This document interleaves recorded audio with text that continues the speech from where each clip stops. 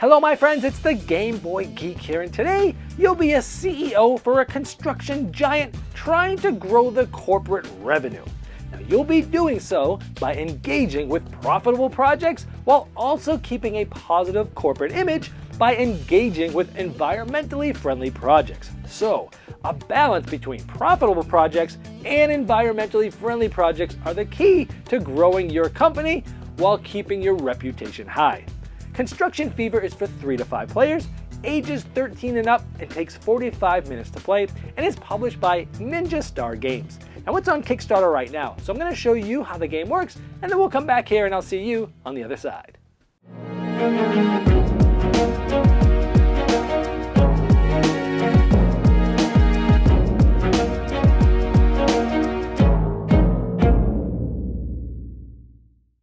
Now this is a Kickstarter preview, so all the art and components you see here are prototype and subject to change.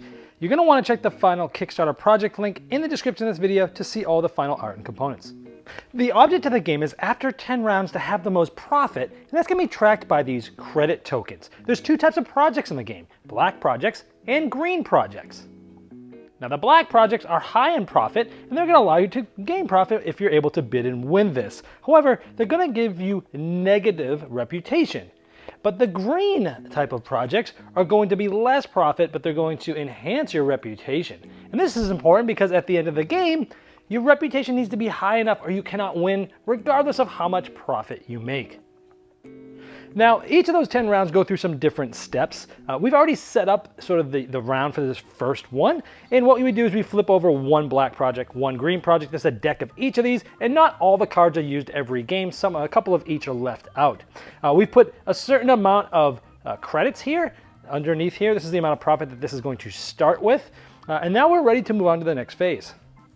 Now each player is going to get their own board, and they're going to get workers of their own color. You'll get a certain amount depending on how many players. In this case, we're playing with 4 players. We start with 9 workers. You're going to be using these workers to bid on those different projects. So keep in mind, on your turn, you're either going to be bidding on the black project, the green project, or you're going to pass.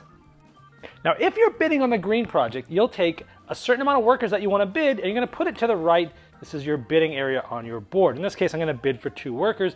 And because I'm in the lead, I'm going to take the green token from just below that green project to show that I'm in the lead right now with 2 workers.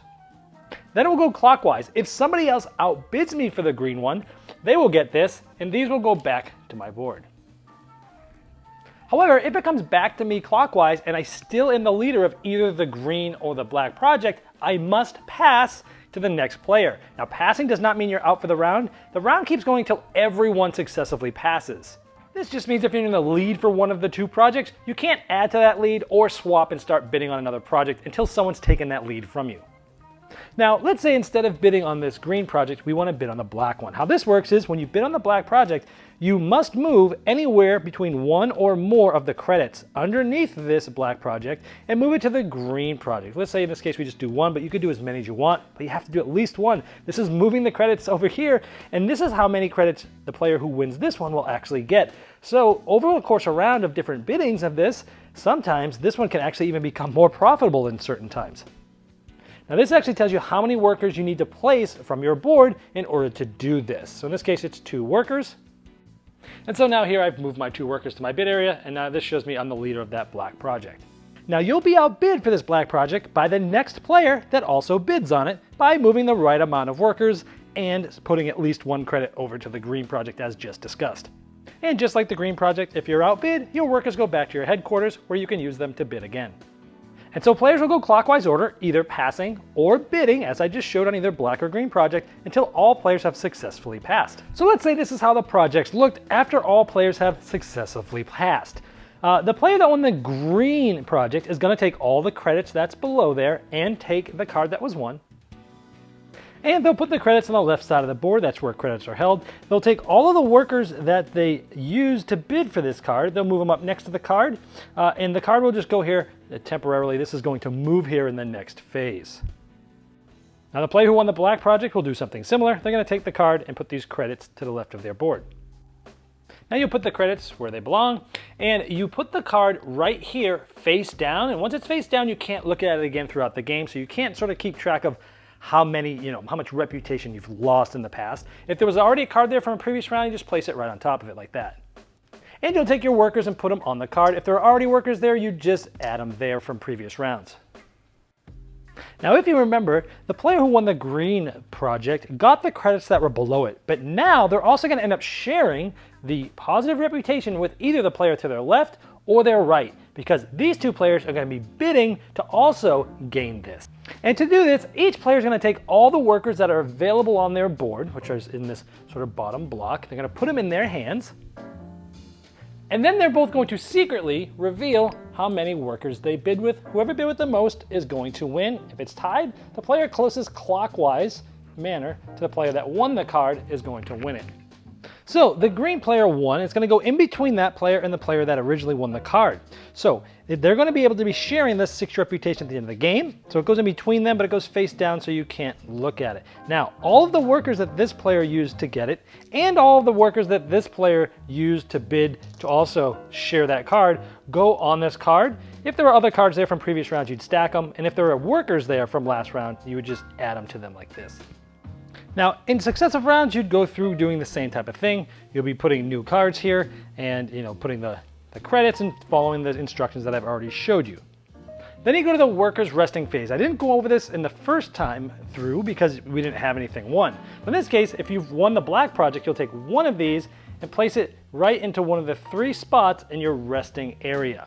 Now, when you do this, you won't get this back until the end of the round, because once this round is completely done, then this worker will come back into your headquarters where you can actually use it. So when you bid and win with certain workers, they're not going to be available, most of them for multiple rounds, but some of them at least for 1 round. Then the players that have their workers on the green cards to the left or right of them take one of their workers and place it in their resting place as well.